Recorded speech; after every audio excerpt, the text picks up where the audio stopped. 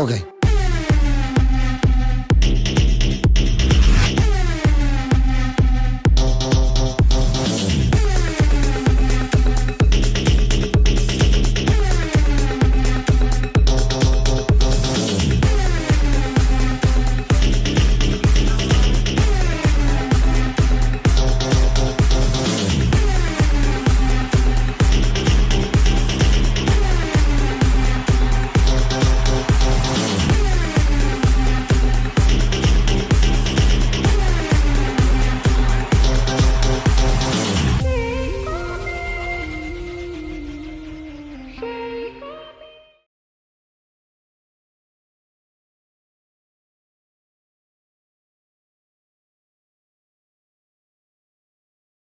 So for every company, consumer is the king, and that is what we've been talking. And we say that lot of power is being available within customer, because end of the day he's going to buy our product.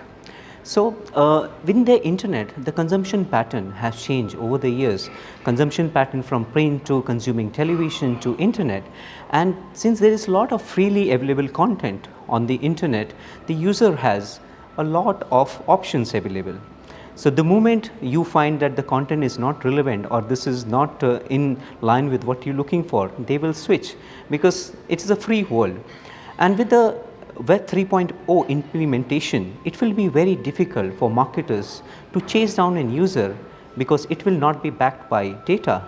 There will not be any personal identifiers that would be available. So it's a very different, fast changing world, and we have to eventually go back to the old way of doing things, which is contextual intelligence. Contextual intelligence has been for a long, and in 1990s we started looking at the content at a domain level. In early 2000 we started scanning the pages of an internet and try to find in context. And in 2020, with the evolution of AI, we see that because of AI development, you can actually scan the content of an page, what kind of content the video has, what kind of sounds that is being played within the content, or what kind of text. So this gives a lot of understanding of a marketer. So each and every marketer should definitely look at creating their own CDPs, customer data platforms, or devising their own audiences, because end of the day, if you are relevant to an user, and if the communication and the product you offer is highly personalized, there are higher chances that the customer or the user gonna convert. It is also important for each and every marketer to create different data sets and user profiles based on the different life stages of a person. Say a consumer who is with kids, his communication or his consumption patterns are different as compared to people who is a single. So different segregations of an audiences and targeting them with an contextual relevant content and highly personalized communication is most crucial. Apart from data, one should also focus on improving the product and understanding user requirements. So this is one piece of advice. It's all about data, but it's gonna be all about customer data and going forward and better understanding of the users.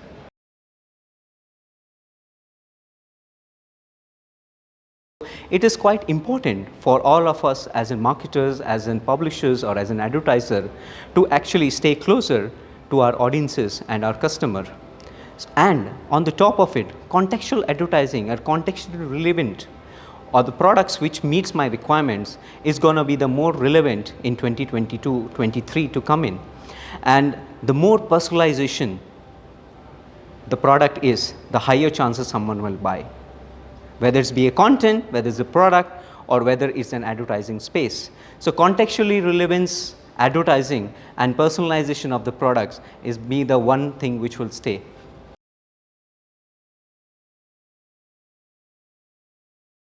In the advertising world, from the time you get up till the time you sleep, you've been exposed to at least 10,000 of ads. 10,000, yeah, that's a kind of a number. That is a kind of interaction we have. The thing is that how much of them you actually remember.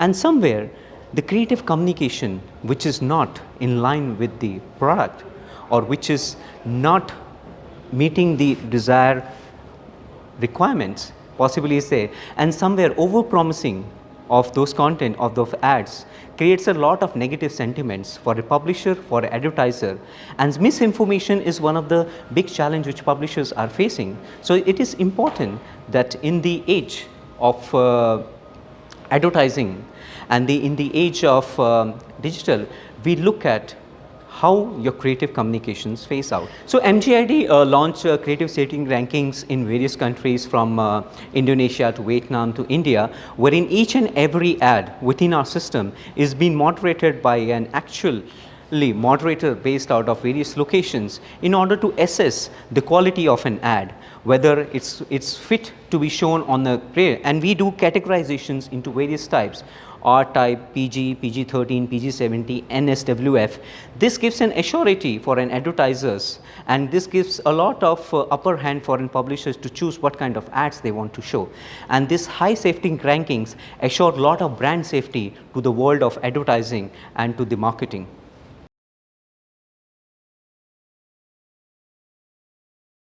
So I had a fantastic experience in AdTech. A very recent example of, yesterday, when I just came to a booth at 9 o'clock, I could see that people are coming one after the other. It was like full of energy.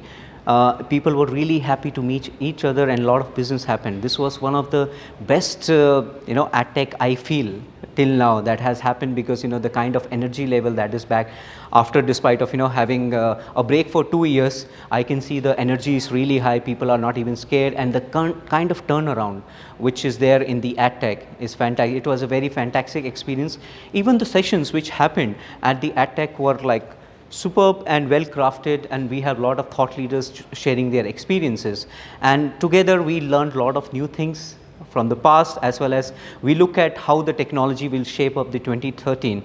So this was a very a wonderful experience to be here. Thank you AdTech for the lovely experience and organizing this despite of several difficulties.